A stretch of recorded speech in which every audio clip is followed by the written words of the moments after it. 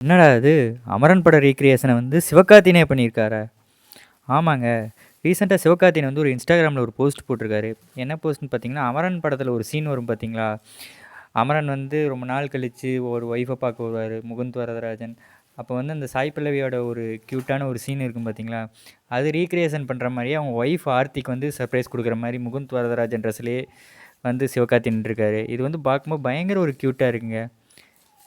பார்க்கும்போதே ஒரு ஒரு கியூட்டான வீடியோவா இருக்கு.